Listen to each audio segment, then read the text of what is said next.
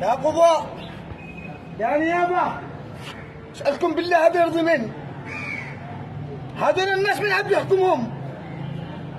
أنتم القضاء حق الدنيا، خلي قضاء حق الآخرة، قضاء الله بياخذ حقنا.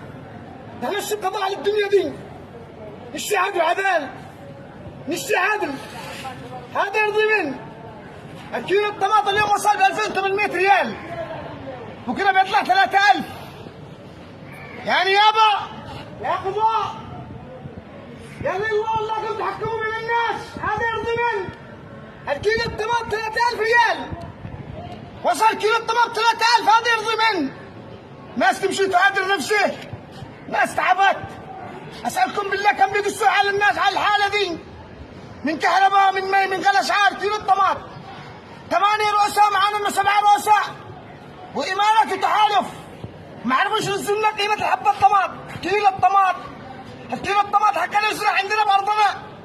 الارض هذه من 2015 قطعوا من رجال، الارض هذه سقطوا من رجال من 2015. الان تجاوز يوم الكيلو الطماطم وصل 3000 ريال. نشهد لكم يا قضاء اذا كان في حق، مش حكم القضاء. ايش حكم على هذول السرق؟ ولا الحكم على الضبحان؟ ولا الحكم يا نيابه على الفقراء؟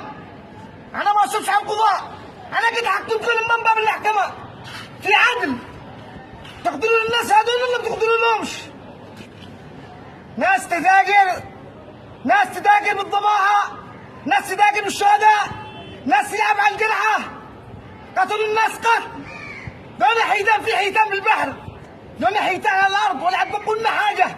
اقول لك على شعب مصموخ، شعب فقعان من فوسكي يجي يقتلهم.